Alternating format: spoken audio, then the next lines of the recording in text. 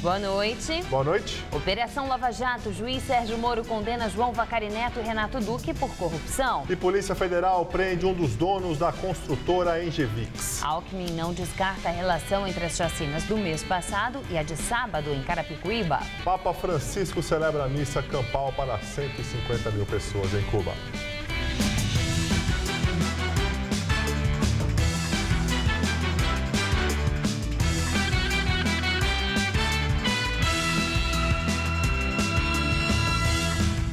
Polícia Federal deflagra a 19ª fase da Operação Lava Jato e prende José Antunes Sobrinho, um dos donos da construtora Engevix. O alvo desta vez são propinas envolvendo a estatal eletronuclear responsável pelas usinas de Angra dos Reis e a diretoria internacional da Petrobras.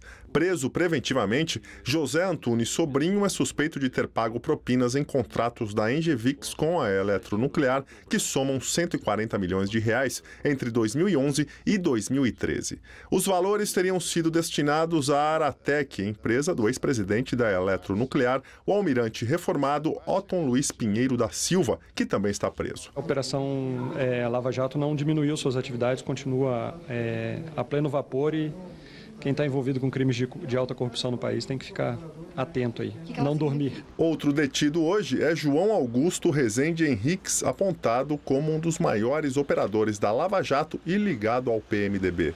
Para o Ministério Público, ele foi sucessor de Fernando Baiano na relação com a diretoria internacional da Petrobras. O procurador da República, Carlos Fernando dos Santos Lima, disse que o mensalão petista, o esquema de corrupção na Petrobras e na eletronuclear foram gestados na Casa Civil do governo Lula. Todos eles conexos, porque dentro deles está a mesma organização criminosa. E no ápice dessa organização estão pessoas ligadas aos partidos políticos e, não tenho dúvida nenhuma, a Casa Civil do governo Lula.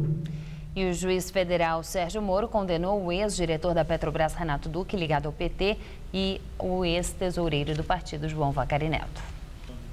Os dois foram processados por corrupção, lavagem de dinheiro e associação criminosa. Renato Duque foi acusado de ter recebido 36 milhões de reais em propinas.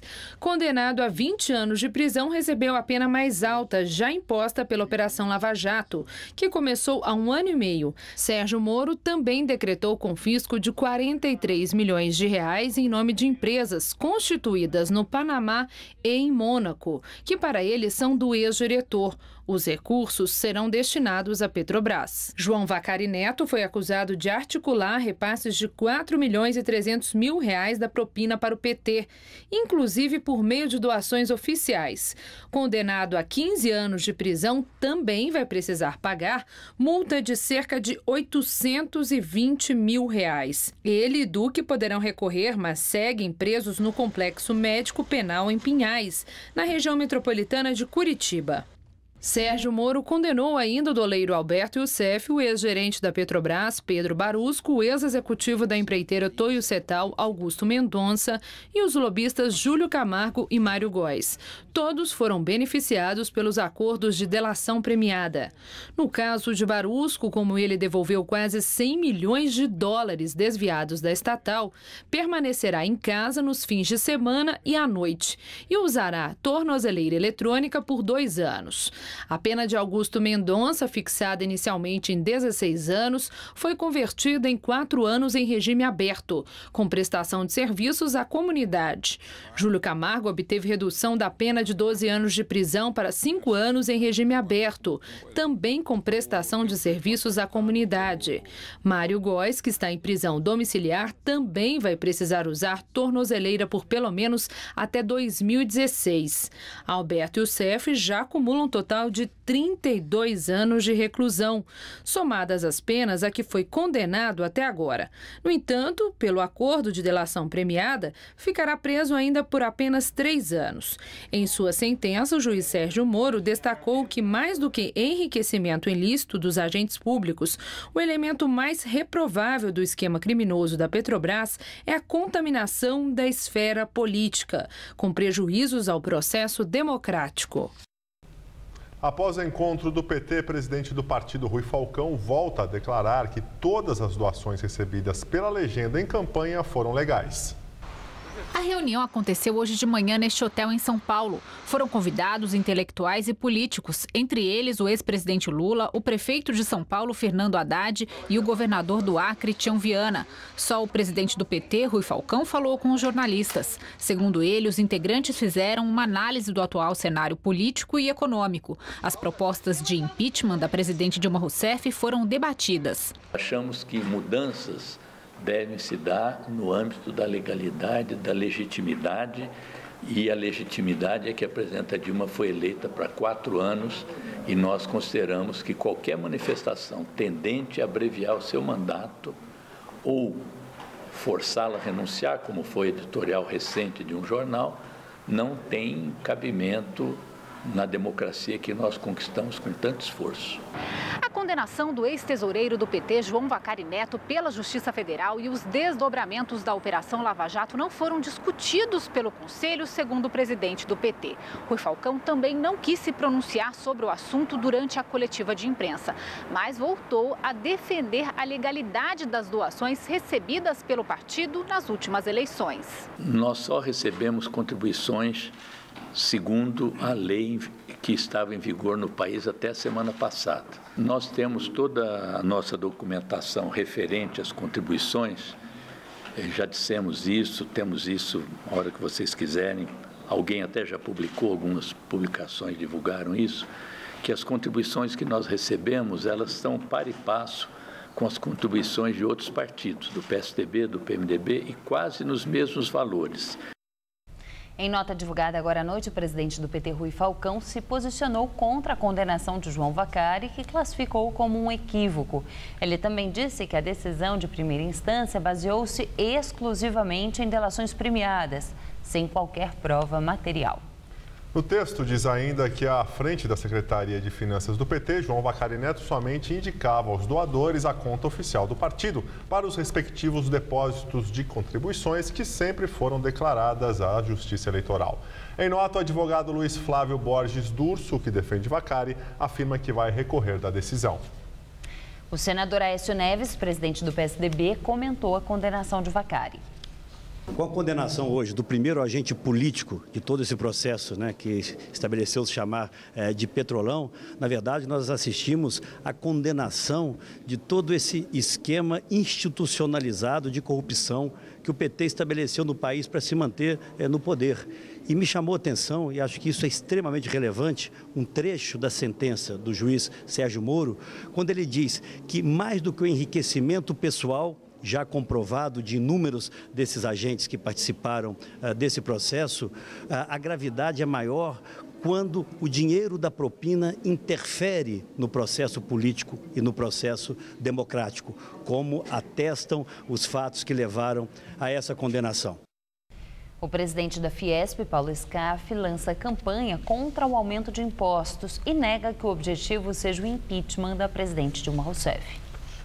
O movimento chama-se Diga Não ao Aumento de Imposto. Um pato gigante foi inflado na calçada da Fiesp, na Avenida Paulista. Scaff reconheceu que o ajuste fiscal precisa ser feito, mas por meio de corte de gastos, não subindo impostos. Ele afirmou ainda que a volta da CPMF é um absurdo, já que o país arrecada 2 trilhões de reais em impostos. Após a reunião da coordenação política, a presidente Dilma Rousseff se encontrou hoje com líderes do PMDB. Participaram o vice-presidente Michel Temer, o presidente do Senado, Renan Calheiros, e o líder no Senado, Eunício Oliveira. O Palácio do Planalto não informou detalhes da reunião. Dilma teria apresentado o esboço da reforma ministerial e falado sobre os cortes no orçamento. A expectativa é de que o governo anuncie ainda nesta semana a redução no número de ministérios. Hoje são 39. O PMDB ocupa 6 pastas. Direto de Brasília, Josias de Souza fala sobre a dificuldade da presidente Dilma diante da reforma ministerial. À medida que penetra o caos, Dilma Rousseff vai oferecendo aos brasileiros exemplos de como não se deve governar um país. Logo que assumiu em janeiro, Dilma teve a oportunidade de enxugar o seu ministério e compor um gabinete dos sonhos. Ela preferiu manter a mega estrutura de 39 ministérios e nomeou uma equipe loteada e convencional. Decorridos menos de 9 meses, Dilma vai reformar o ministério recém-empossado. E ela agora tenta operar o milagre de cortar 10 ministérios e, ao mesmo tempo, acomodar na esplanada todos os grupos políticos que se disponham a arranjar-lhe votos no Congresso, sobretudo na Câmara, por onde começa a tramitar o pedido de impeachment. A principal preocupação de Dilma é com o PMDB. A razão é óbvia. Enquanto o gabinete da presidente fede a crise, a sala do vice-presidente Michel Temer exala a fragrância da perspectiva de poder. Se o PMDB desembarcasse do governo hoje, Dilma teria dificuldades de se manter no cargo. Por isso, ela tenta acomodar na nova equipe todos os subgrupos do PMDB, ou pelo menos os 3 principais. O PMDB de Michel Temer, o PMDB de Eduardo Cunha e o PMDB de Renan Calheiros. Os 3 hesitam em fazer novas indicações para Dilma Rousseff. Tudo isso ocorre no instante em que a Operação Lava Jato digere a delação premiada de Fernando Baiano, que era o operador do PMDB na Petrobras. E o juiz Sérgio Moro condena os 2 principais personagens do PT no escândalo do Petrolão. O ex-diretor Renato Duque pegou 20 anos de cadeia e o ex-tesoureiro João Vacari Neto pegou 15 anos de cadeia. Num ambiente assim, fica-se com a impressão de que Dilma Rousseff não vai nomear novos ministros. Ela vai apenas trocar de cúmplices. Boa noite. O mercado financeiro continua pessimista em relação à economia. Segundo o Boletim Focus, divulgado pelo Banco Central e feito com mais de 100 instituições financeiras, o PIB deste ano deve ter uma retração de 2,70%. A expectativa para a inflação também é ruim. Os analistas de mercado acreditam que o IPCA vai fechar o ano em 9,34%. E agora vamos ao comentário de economia com Denise Campos de Toledo. Olha, é impressionante a piora que estamos vendo na economia brasileira sem que nada ocorra para reverter a situação. Tem a proposta de ajuste fiscal, mas uma proposta de ajuste que deveria passar por ajustes para trazer mudanças efetivas na redução de despesas, sem depender tanto do aumento de arrecadação e de um imposto tão ruim como a CPMF. Semana após semana, o que temos é o mercado financeiro com projeções mais pessimistas, a confiança de empresários e consumidores batendo recordes de baixa, os índices de atividade com recuos históricos e o desemprego em alta. O mercado segue tenso, com a bolsa em queda, juros futuros em alta, o dólar disparando. Os juros, na prática, já estão muito acima da taxa básica definida pelo Banco Central. Se o governo quiser buscar recursos no mercado, tem de pagar bem mais que a Selic. O dólar alto pode até ajudar a melhorar a competitividade dos produtos brasileiros mais à frente. Ainda é uma expectativa favorável, só que a curto e médio prazos deve produzir mais inflação. Não é à toa que o mercado está elevando as projeções para este e o próximo ano, mesmo contando com uma recessão pesada, queda forte do consumo que tende a segurar aumentos de preços e salários, além da manutenção de juros elevados. O dólar já encostou nos R$ 4,00, fechou o dia vendido a R$ 3,98, com alta de 0,57%, mas deve romper a barreira técnica e psicológica dos 4. A pressão vem muito da falta de confiança na aprovação do ajuste fiscal, incluindo a CPMF. Sem o ajuste das contas, aumenta a probabilidade de o Brasil ser rebaixado por outras agências de classificação de risco, com mais perda de investimentos e maior desorganização da economia. A proposta de ajuste fiscal foi ou é uma tentativa do governo de estabelecer uma condição melhor para a evolução das contas, o que poderia garantir pontos em termos de credibilidade. Só que é um ajuste precário, atrasado, muito criticado, até pelos empresários, como acabamos de ver, que vai enroscar no Congresso. Muita coisa não vai passar. A dificuldade para definir o corte de ministérios é uma demonstração clara da fragilidade política. E antes de viabilizar as novas propostas, o governo está bem preocupado em evitar a derrubada de vetos da presidente a medidas que podem ampliar muito as despesas, como o reajuste do judiciário. As indicações são de que a economia ainda pode piorar mais antes de melhorar. Eu volto na quinta. Até lá. A crise dos imigrantes na Europa. O parlamento da Hungria aprova o envio do exército para as fronteiras com a Sérvia e a Croácia e autoriza o uso de armas não letais. A nova lei permite o uso de balas de borracha, bombas de gás lacrimogênio ou canhão de água. Depois que a Hungria fechou suas fronteiras, os refugiados encontraram um caminho alternativo pela Croácia. Mas o governo croata, que inicialmente prometeu acolher os imigrantes, não conseguiu lidar com o fluxo de pessoas e passou a mandar as multidões de volta à Hungria.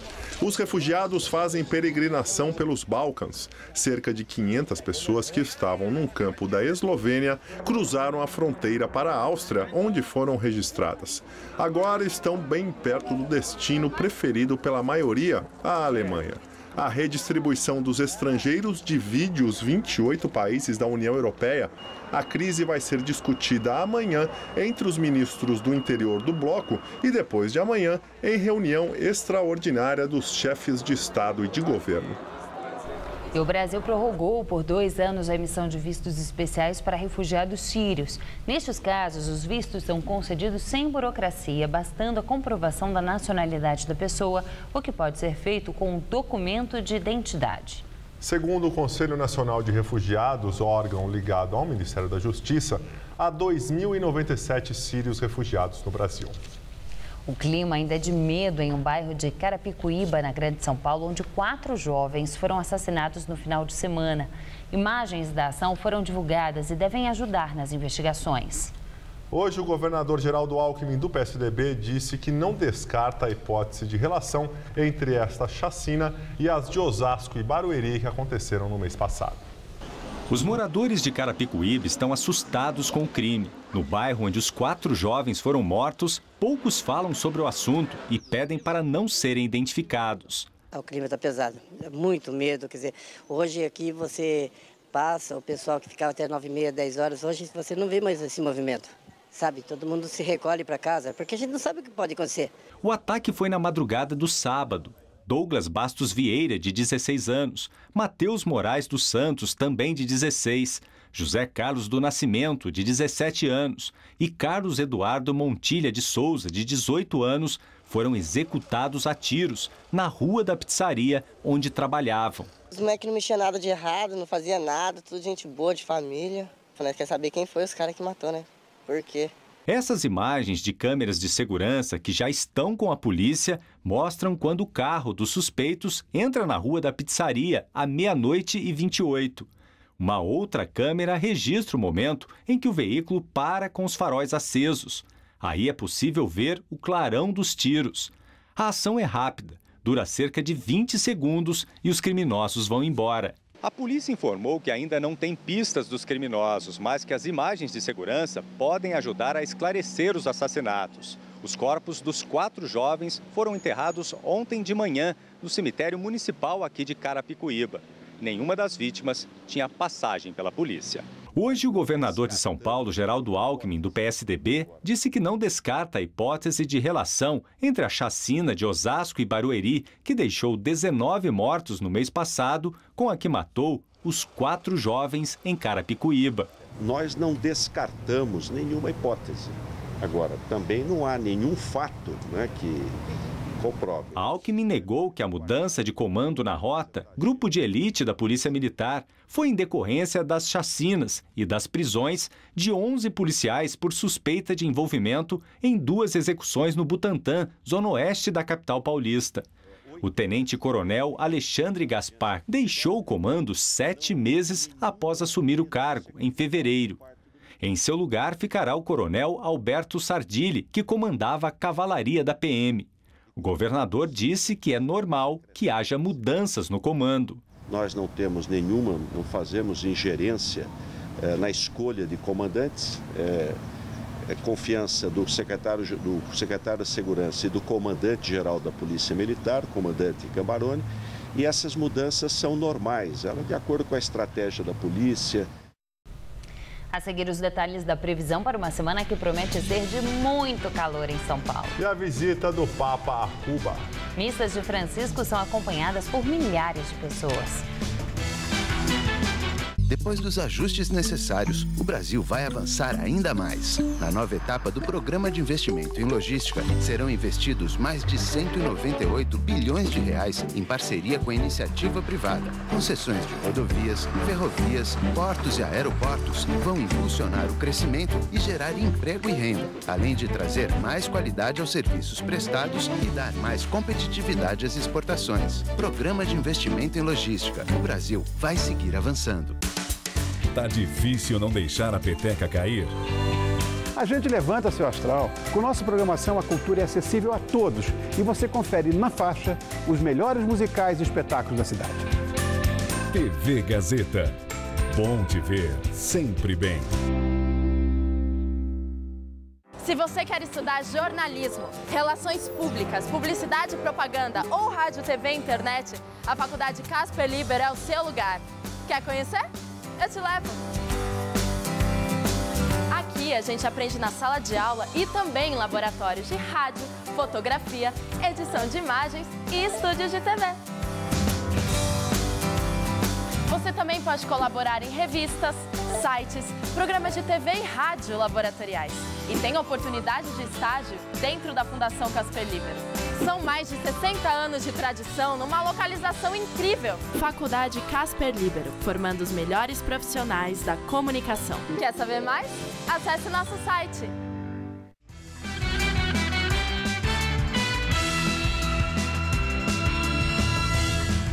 Depois do encontro histórico com Fidel Castro, o Papa Francisco celebra a segunda missa em Cuba. Francisco foi à cidade de Holguín, vizinha à base naval de Guantánamo e antigo centro de cristianismo da ilha. Cerca de 150 mil pessoas participaram da missa campal, a segunda celebrada por ele em Cuba. O presidente Raul Castro também foi à missa. Amanhã, Francisco viaja para os Estados Unidos. O Vaticano teve papel importante nas conversas entre Havana e Washington, que levaram à retomada das relações diplomáticas entre os dois países. Na primeira escala, na capital americana, ele se encontra com o presidente Barack Obama, celebra a missa e fala no Congresso Nacional. Em Nova York, o Papa vai às Nações Unidas e ao Marco Zero, onde ficavam as Torres Gêmeas. De São Paulo todo o estado de São Paulo teve mais um dia de temperaturas altíssimas. Os termômetros chegaram aos 33 graus aqui na capital e aos 37 em cidades como Ribeirão Preto, Araraquara e Araçatuba. Além deste calor, o tempo está bastante seco. Os índices de umidade do ar fecharam o dia em apenas 20% aqui na Grande São Paulo e em torno dos 10% nas regiões oeste e norte do estado. E será que o tempo continua assim? Mariana Armentano traz os detalhes da previsão.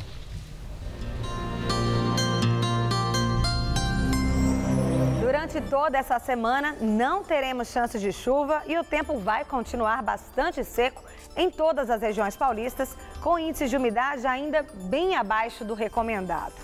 O que acontece é que uma gigantesca massa de ar seco e quente predomina sobre todo o estado de São Paulo, afastando qualquer entrada de umidade. No interior, as temperaturas chegam a ultrapassar os 35 graus. Na faixa litorânea, onde costuma até ser mais fresquinho, a máxima vai ficar em torno dos 30 graus em Caraguatatuba e dos 32 em Santos. Para os paulistanos, a tendência é de que esquente ainda mais nos próximos dias. Nessa terça-feira, mínima de 18 e máxima na casa dos 34 graus. Na quarta, faz até 35. E na quinta-feira, os termômetros disparam e podem atingir a marca dos 37 graus, ainda sem nenhuma gota de chuva. Segundo os meteorologistas, só no final de semana é que podemos ter alguma chance de chuva, o que deve trazer alguma melhora para toda essa secura do ar. E com as altas temperaturas dos últimos dias, o paulistano está tendo que se adaptar ao calor, tanto para trabalhar quanto para praticar esportes. Com esse calor, quem aguenta ficar em casa? O sol muda a perspectiva de tudo, o humor. Eu já fui para outros países, você chega lá, o frio, ninguém sai de casa. E aqui você vê, todo mundo tá afim de curtir, né? Ou é uma bike, ou tá andando, tá com a família. O sol brilhando desse jeito é um convite para sair por aí, curtir ao ar livre, mas prepare-se. Quando a coisa não der mais mesmo, para dentro de um shopping. A busca incessante por um ar-condicionado. Sempre. O geladinho. Na verdade, eu estou morrendo de saudades da semana passada. Assim, não via que eu era tão feliz e não sabia. São Pedro tem lá uma certa dificuldade para agradar a todos. É porque está quente demais, é porque está frio demais, é porque não chove. Mas em dias com mais de 30 graus, como promete fazer toda essa semana, estar de folga ajuda a aproveitar. Para muita gente, calor é estilo. Poder usar vestido curto, óculos de sol, ficar sem manga, tomar um sorvetinho, ó, quase derretendo, tem que ser rápido. Agora essa é a versão passeio para a maioria. E quando ficar quente demais, foge para um canto fresco, pelo menos para uma sombra. Agora, e para quem tem que pegar no pesado, debaixo desse sol? O Marcos achou uma fórmula boa. Chapéu, de preferência, não pode faltar óculos, água e protetor solar. São 4 itens importantes. E uma boa alimentação. Aliás, nem precisa se esforçar muito para transpirar. Mas se o negócio é treinar de verdade, aí é melhor não abusar, em nome da saúde. A gente vai pegar uma bike e vai ficar no máximo 1 hora, não mais que isso.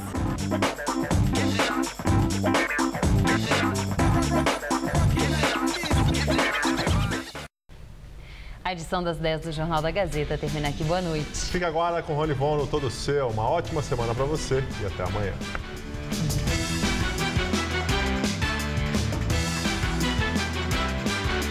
O melhor amigo do homem merece direitos humanos? Cidade Ocupada debate este tema. Daqui a pouco, 11h30 da noite. Assista agora. Todo Seu.